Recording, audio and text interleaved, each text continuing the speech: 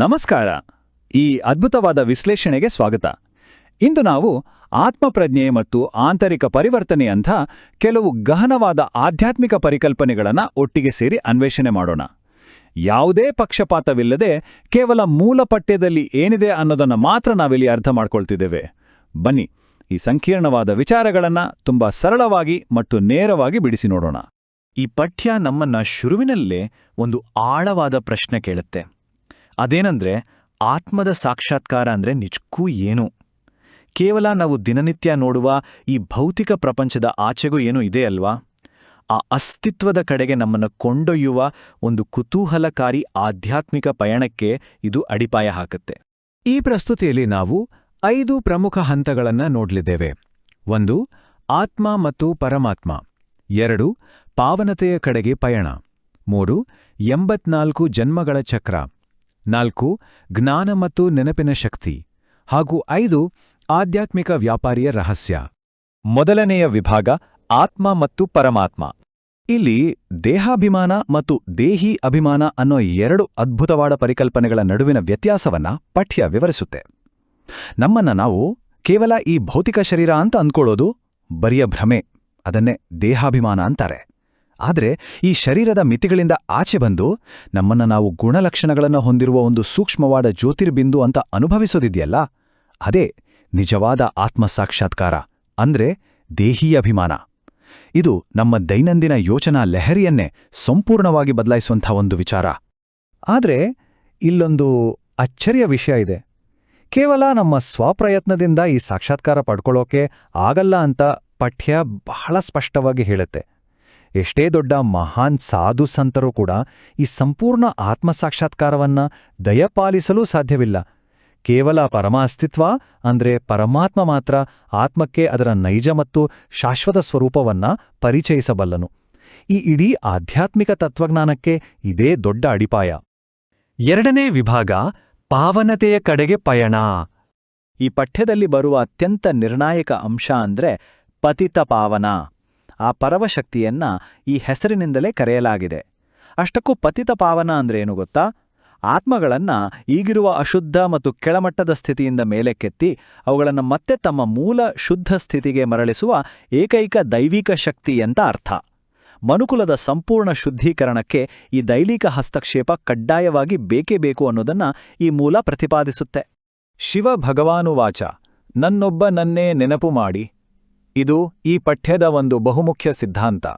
ನಿಜವಾದ ಆಂತರಿಕ ಪರಿವರ್ತನೆ ಶುರುವಾಗಬೇಕಂದ್ರೆ ನಮ್ಮ ಆಧ್ಯಾತ್ಮಿಕ ಗಮನವನ್ನ ಸಂಪೂರ್ಣವಾಗಿ ಆ ಏಕೈಕ ಶರೀರರಹಿತ ಪರಮ ಅಸ್ತಿತ್ವದ ಕಡೆಗೆ ಮಾತ್ರ ನಿರ್ದೇಶಿಸಬೇಕು ಅಂತ ಮೂಲ ಘಂಟಾಘೋಷವಾಗಿ ಹೇಳುತ್ತೆ. ಅಂದ್ರೆ ಬೇರೆ ಯಾವುದೇ ಲೌಕಿಕ ಆಕರ್ಷಣೆಗಳಿಲ್ಲದೆ 100ಕ್ಕೆ 100ರಷ್ಟು ಏಕಾಗ್ರತೆಯ ಸ್ಮರಣೆಯೇ ಇಲ್ಲಿನ ಮುಖ್ಯ ಆಶಯ. 3ನೇ ವಿಭಾಗ, 84 ಜನ್ಮಗಳ ಚಕ್ರ. ಅಷ್ಟಕ್ಕೂ ಈ ಶುದ್ಧೀಕರಣದ ಪ್ರಕ್ರಿಯೆ ಯಾಕೆ ಬೇಕು?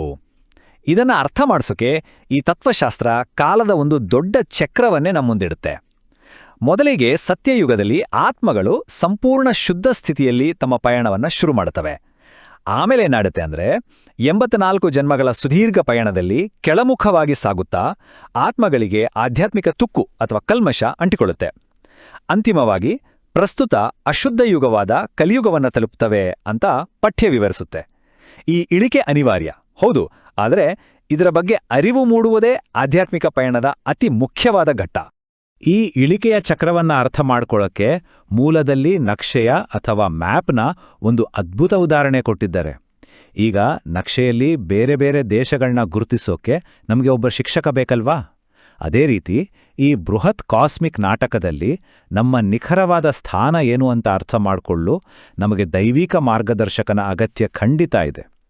ದಾರಿ ತೋರಿಸೋರಿಲ್ಲದೆ ನಕ್ಷೆ ಹೇಗೆ ಬರೀ ಕಾಗದದ ತುಂಡಾಗುತ್ತೋ ಹಾಗೆಯೇ ದೈವಿಕ ಮಾರ್ಗದರ್ಶನದಿಲ್ಲದೆ ಈ ಜೀವನ ಚಕ್ರದ ರಹಸ್ಯವನ್ನ ಭೇದಿಸುವುದು ಅಸಾಧ್ಯ ಅಂತ ಇದು ವಿವರಿಸುತ್ತೆ. 4ನೇ ವಿಭಾಗ, ಜ್ಞಾನ ಮತ್ತು ನೆನಪಿನ ಶಕ್ತಿ. ಇಲ್ಲಿ ಮನ್ಮನಾಭವ ಅನ್ನೋ ಪದದ ಬಳಕೆ ನಿಜಕ್ಕೂ ಕುತೂಹಲಕಾರಿಯಾಗಿದೆ ಮತ್ತು ಅಷ್ಟೇ ಪವರ್ಫುಲ್ ಆಗಿದೆ.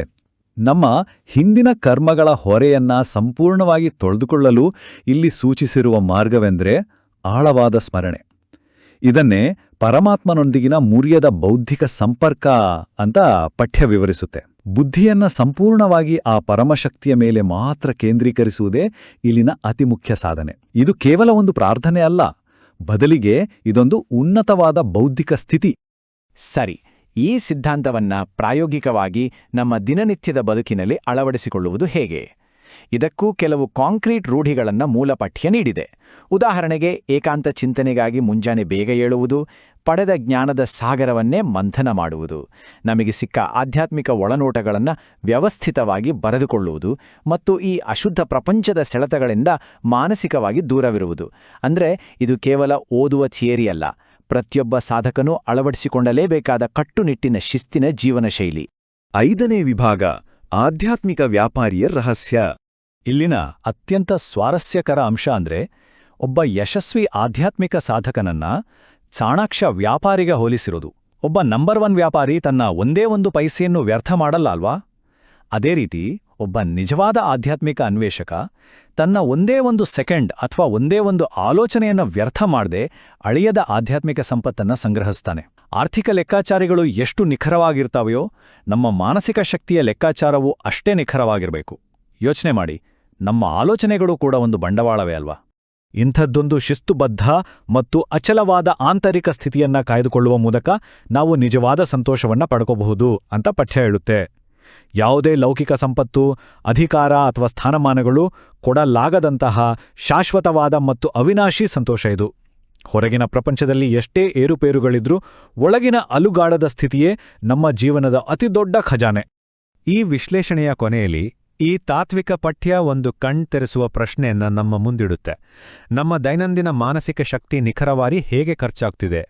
ನಮ್ಮ ಆಲೋಚನೆಗಳು ಆಧ್ಯಾತ್ಮಿಕ ಸಂಪತ್ತನ್ನ ಗಳಿಸ್ತಿವೆಯೇ ಅಥವಾ ಕೇವಲ ವ್ಯರ್ಥವಾಗಿ ಜಾರಿ ಹೋಗ್ತಿವೆಯಾ? ಇದೊಂದು ನಿಜಕ್ಕೂ ಆಳವಾಗಿ ಯೋಚಿಸಬೇಕಾದ ವಿಚಾರ. ಮಾನಸಿಕ ಶಕ್ತಿಯನ್ನ ಸರಿಯಾದ ದಿಕ್ಕಿನಲ್ಲಿ ಹರಿಸುವತ್ತ ನಾವೆಲ್ಲರೂ ಗಮನ ಹರಿಸೋಣ.